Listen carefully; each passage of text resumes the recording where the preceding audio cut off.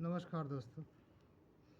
दोस्तों, हम ज़िंदगी की इस भाग दौड़ में यह भूल जाते हैं कि हमारा जन्म का क्या उद्देश्य है। हम इस धरा पर अवतरित हुए हैं तो हमारा क्या उद्देश्य है, हमें क्या काम करना चाहिए और हम जो है अपने बारे में हमें कितना सोचना चाहिए, अपने परिवार के बारे में कितना सोचना चाहिए और क्या करना चाहिए हमें। ये हमारा जो जीवन चक्र है, ये जन्म से लेकर एक बच्चा जब जन्म लेता है उससे और उसकी मृत्यु तक का इस चक्र में जो है हमारा क्या कर्तव्य है, हमें क्या करना चाहिए, इस संबंध में मैं आज चर्चा करूँगा और आप इसे सुनिए और अमल में लाइए। दोस्तों, होता क्या है कि एक बच्चा जो है जन्म लेता है तो उसके परिवार में उसके माँ बाप सब लोग मिलकर एक खुशियाँ मनाते हैं कि हमारे यहाँ एक बच्चे ने जन्म लिया। सभी लोग मिठाइयाँ बांटते हैं, एक अलग सी खुशी परिवार में होती है। और लोग बाग बच्चे का जन्म लेते ही उसका आजकल जो है सोशल मीडिया पे उसका खुद का फादर नहीं देख पाता, उसका पिता उसका चेहरा नहीं देख पाता, उससे पहले सोशल मीडिया में दुनिया देख लेती है। तो एक खुशी होती है कि हाँ, मेरे यहाँ बच्चा जन्म लिया है तो मैं जल्दी से अपनी खुशियों को जो है सारी दुनिया में जो है बता दूँ, इतना खुशी होता है। उसके बाद बच्चा धीरे धीरे बड़ा होता है। जैसे ही 3 साल का हुआ तो हर माँ बाप की इच्छा होती है कि हमारा बच्चा जैसे ही 3 साल का हुआ उसको स्कूल में डाल दो और अच्छे से अच्छा स्कूल में डालें। और क्या नाम है, जो इंग्लिश मीडियम स्कूल में डालें तो और अच्छा है। चलो डाल दिया। डालने के बाद बच्चा जो है स्कूल जाने लगा और माँ बाप का ये इच्छा होती है कि वह अपनी सामर्थ्य के अनुसार अपने बच्चे को ऊंची नीची जैसे स्कूल का जो उसका लेवल है उसके हिसाब से वो अपना सामर्थ्य के हिसाब से काम करता है और अपने बच्चे को जो है अच्छे से अच्छे स्कूल में दाखिला दिलाता है कि उसका बच्चा आगे चलकर अपने पैरों पर खड़ा हो जाए और कभी किसी के आगे मोहताज ना रहे। क्रम चलता रहता है, बच्चा धीरे धीरे बड़ा होता रहता है। माँ बाप अपनी पूंजी का एक हिस्सा उसकी पढ़ाई पर लगाते रहते हैं और धीरे धीरे धीरे धीरे अब उसने पढ़ाई जो है इंटरमीडिएट पास कर लिया, बीटेक करा दिया, उसको एमसीए करा दिया, कोई आईएएस की तैयारी कर रहा है, कोई पीसीएस की तैयारी कर रहा है। तो हर माँ बाप अपनी सामर्थ्य के अनुसार अपने बच्चे को कोशिश करता है कि बच्चा उसका जो है अच्छे से पढ़ लिख ले और अपने पैरों पर खड़ा जाए, और वही कोशिश करता है। इसके लिए अपनी वो पूंजी नहीं देखता कि मैंने जो है क्या पूंजी लगाई, जो कमा रहा है वो अपना लगाता रहता है, अपनी ज़िंदगी के बारे में नहीं सोचता। अपनी खुशियाँ तो उनके बच्चा पैदा होते ही उसकी अपनी खुशियाँ ख़त्म हो जाती हैं। उसकी जीवन का एक उद्देश्य होता है कि मैं अपने बच्चे को क्या कर दूँ, कितना अच्छा खिलाऊँ, कितना अच्छा पहनाऊँ, कितने अच्छे स्कूल में उसका दाखिला दिलाऊँ। उसकी जो हर इच्छाएं होती हैं खाने की, पीने की, घूमने की, उसको वो कोशिश करके पूरी करने के लिए अपना तत्पर रहता है। अब समय आ गया, वो लड़का जो है 20 वर्ष का हो गया। माता पिता जी ने अपना सामर्थ्य के हिसाब से सारी कार्रवाई किया और उसको इस लायक बना दिया कि वह अपने पैरों पे खड़ा हो जाए। और बच्चा जो है कोशिश करता है कि नौकरी के लिए तलाश करता है। और एक तो पिता ये है जो अपने बच्चे के ऊपर जन्म लेते ही और ये 20 साल की उम्र में पूरा ध्यान लगाता है और उसको जो है एक अच्छे रास्ते पर जो है जाने के लिए प्रेरित करता है। एक बाप और भी होता है जो कि अपने बच्चों के ज़िंदगी के उसके भविष्य के बारे में ना सोचते हुए अपने बारे में ज़्यादा सोचते हुए वो बच्चा है होता है करेगा जो करना होगा, भगवान भरोसे उसको छोड़ देता है। ना तो उसको अच्छे स्कूल में वो पढ़ा पाया, ना तो उसको अच्छी तामील दे पाया, ना उसको संस्कार दे पाया, बस अपना खाया पिया उड़ाया और भगवान भरोसे ज़िंदगी को चलाता रहा। एक इस तरह का बाप होता है। अब एक बच्चे का बाप जिसने अपने बच्चे की पढ़ाई में पूरा पैसा लगा दिया और एक बच्चे ने जो है बाप जो है उसने कुछ नहीं लगाया, बस सरकारी स्कूल में डाल दिया जो दिया दिया, जो नहीं दिया नहीं दिया, जो पढ़ा ले पढ़ा, जो नहीं पढ़ा नहीं पढ़ा। अब जब लड़का 20 साल का हो गया 22 साल का हो गया तब जाहिर सी बात है कि उसके पिता की भी उम्र जो है 40 के आसपास हो जाएगी। अब सवाल यहाँ उठता है कि जिस बच्चे को अच्छी तामील दी वो बच्चा तो निकल गया भाई, उसको जॉब मिल गई, अपना खुशी खुशी वो काम कर रहा है। दूसरा बच्चा भी तलाश में है जॉब की, कहीं मिल जाए, कहीं आर्मी में हो जाए, सीआरपीएफ में हो जाए, बीएसएफ में हो जाए, मिलिट्री में हो जाए, कोशिश में लगा रहता है भाई। उसको भी जीवन अपना यापन करना है, तड़पड़ाता तो है वो, लेकिन समस्या क्या है कि तड़पड़ाने से काम तो नहीं होगा। उसने अपने जीवन के 20 साल तो जो है चौराहेबाजी में निकाल दिया, यार दोस्तों के साथ निकाल दिया, तो परिश्रम तो करना पड़ेगा। अगर उस बीच में भी उसने परिश्रम नहीं किया तो लाइफ का कोई भरोसा नहीं है। एक बच्चा जो शुरू से पढ़ाई लिखाई कर रहा है उसको कोई ज़रूरत नहीं किसी के सिफारिश की, कोई नौकरी आराम से उसको मिलेगी और मिलती है। अब यहाँ समस्या ये आती है कि अब उसको नौकरी भी मिल गई और जो है कहीं दूर शहर में उसको एक नौकरी मिल गई। अब समस्या आई कि भाई नौकरी करने लगा, अब उसकी शादी भी करनी है।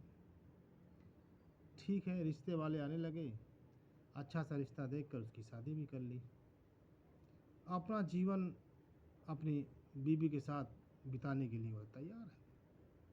तब तक आप 46-47 की उम्र में पहुंच रहे हैं। अब समय ये आता है कि अब भाई बीवी आ गई, उसकी उसकी नौकरी है, उसके ठाठ बाट हैं, पैसा है, तो अपने माँ बाप को भूल जाता है। माँ बाप ने क्या किया, अपनी पूरी ज़िंदगी उस पर लगा दी, लेकिन वो यह चीज़ भूल जा रहा है और अपनी बीवी और अपने बच्चों में ही अपने को खुश समझता है और सोचता है यही मेरी दुनिया है। और अब समस्या है कि यदि उसका पिता किसी सरकारी कर्मचारी है तो सरकार की तरफ से उसको जो पेंशन वगैरह मिलेगी तो उसका जीवन यापन तो हो जाएगा। यदि वो कोई प्राइवेट काम करने वाला है, कोई किसान आदमी है, कोई प्राइवेट नौकरी करने वाला है और 50-55 साल की उम्र में रिटायर होने का समय आ गया है, तो ये सोचता है कि मेरा बेटा मेरा सहारा बनेगा, मैंने अपने बेटे को इतना पढ़ाया लिखाया और ये मेरा कल सहारा बनेगा। लेकिन बेटे को तो बहू मिल गई है और संजोग किसी का रहता है तो कोई विदेश चला गया या कोई दूर शहर में बेंगलुरु, चेन्नई, कर्नाटका, श्रीनगर कहीं इसकी जॉब लग गई। तो अब जॉब लग गई तो जाहिर सी बात है छुट्टी वगैरह कम मिलती है हर जगह और कुछ आने की कोशिश भी नहीं होती उतना कि मैं जाऊं अपने माता पिता को देखूं, उनको क्या कमियां हैं उनको मैं दूर करूं, उनका इलाज करवाऊं, जिन्हें वो जो कमियां जो हमारे रहते वो अपनी पूरी नहीं कर पाए हैं उनको मैं पूरा करूं, उनको घुमाऊं टहलाऊं, तीर्थ यात्रा पे ले जाऊं, या सब कुछ संपन्न है मेरे पास मैं भी उनको उसी तरह से अपना सेवा पानी करूं। लेकिन माहौल ऐसा बनता है दोस्तों, या आजकल दोस्त ऐसा माहौल बन रहा है कि धीरे धीरे लोग जो है अपने पिता के किए हुए जो कर्तव्य हैं भूल जाता है। वह यह भूल जाता है कि मेरा पिता जो है मेरे लिए ही जो है अपना जीवन जो है बिता दिया उसने, अब मेरा भी कर्तव्य होता है कि मैं भी उसके लिए कुछ करूं।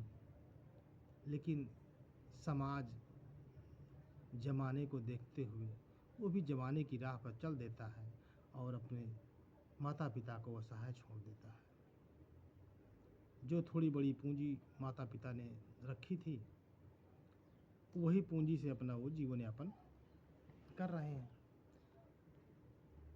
एक दूसरा बच्चा जो बिल्कुल पढ़ाई लिखाई नहीं किया, वो कोई नौकरी नहीं लगी उसको, घर में ही बैठ कर छोटा मोटा काम 10-5 हज़ार रुपये का कर रहा है, उसकी भी शादी हो गई बड़ी मुश्किल से।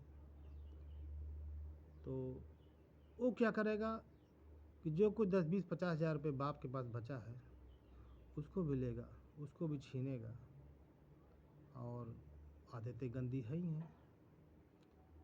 कोशिश करेगा कि मतलब दोनों बेटों में एक अच्छा संस्कार एक बुरा संस्कार, दोनों बेटों में आज की डेट में बहुत मात्र कुछ परसेंट ही लोग ऐसे होते हैं जो अपने माँ बाप को ध्यान देकर उनको एक खुशहाल ज़िंदगी दे पाते हैं, बहुत कम होता है। धीरे धीरे समय बीतता रहा, माँ बाप बूढ़े होते रहे और बेटा अपने अय्यासियों में मस्त, पैसा मिल रहा है, बीबी के साथ कहीं मनाली घूमने जा रहा है, कहीं शिमला मनाली घूमने जा रहा है, कहीं विदेश ट्रिप पर चला है, थाईलैंड जा रहा है। यहाँ माँ बाप की हाल बुरी है, वो दवाई को तरस रहे हैं, एक दवाई नहीं मिल रही उनको, कपड़े को तरस रहे हैं, कहीं घूमने को तरस रहे हैं। पहले तो बहुत बोला मेरा बेटा ऐसा है, हमने इसको इसे पढ़ाया, अभी कलेक्टर बन गया, अभी फलाना बन गया, अभी ठिकाना बन गया, बड़ा उत्साहपूर्वक दुनिया को बताते थे। अब वो दिन नहीं है कि वो बता पाए किसी को कि मेरा बेटा ये बन गया। अपने मन को मार के समाज में किसी तरह अपना जीवन यापन करते रहते हैं। समय बीतता रहता है, एक दिन आता है कि उनकी आत्मा स्वर्ग को प्राप्त हो जाती है, इस दुनिया से मर जाते हैं। कुछ बच्चे ऐसे हैं जो उनके अंतिम संस्कार के समय भी पहुंच नहीं पाते हैं। मैंने ऐसे बहुतों को देखा है। मैंने देखा है एयरपोर्टों पे कि साहब मेरा बच्चा मर गया, मेरा पिताजी मर गया, मैं देखना जाना है उसको, जल्दी छोड़ दीजिए, मुझे देख लूँ उसको। मुझे जाते जाते उसकी अर्थी उड़ जाती है और वो शमशान पहुंच जाता है, अपने पिता को मुखाग्नि भी नहीं दे पाता। पिता यही सोचते सोचते अपने बेटों की जो है कर्तव्यों को जो निभा रहे हैं उसके बेटे, मर जाता है। गांव वाले, कोई नाते रिश्तेदार, जिसका कोई नहीं है तो कोई थर्ड पर्सन अग्नि क्रिया करके उनको लीला को समाप्त कर देता है।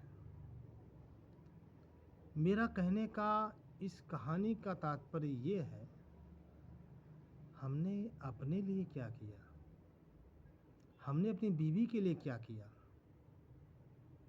हमारा इस जीवन का उद्देश्य क्या है, और क्या हमने उस उद्देश्य को पूरा किया। हम अपनी जिंदगी शान से जिए, शायद नहीं, क्योंकि 50 साल 45 साल 60 साल सरकारी नौकरी में कोई बंदा है तो भागम दौड़ में लगा रहता है उसकी ज़िंदगी। साल में 2-4 महीने के लिए घर आया, बीबी से मिला, कुछ लोग बीबी को रख लेते हैं साथ में, कुछ लोग तो गांव में ही रखते हैं उसको जो है।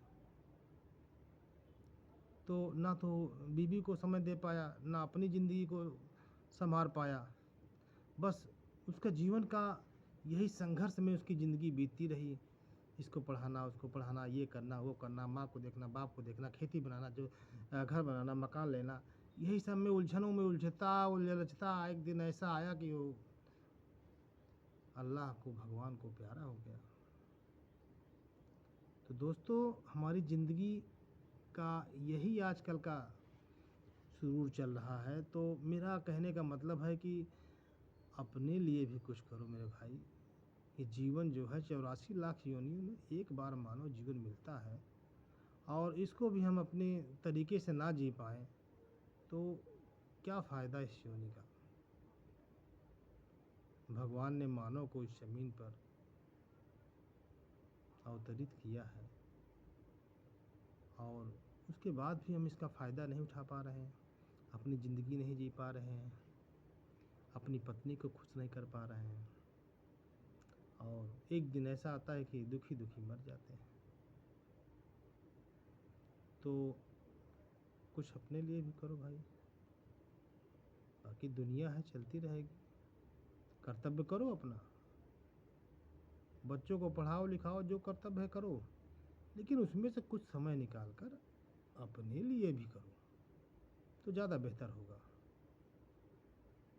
यही जीवन का दस्तूर है। ठीक है दोस्तों, अलविदा, फिर मिलते हैं अगले वीडियो में।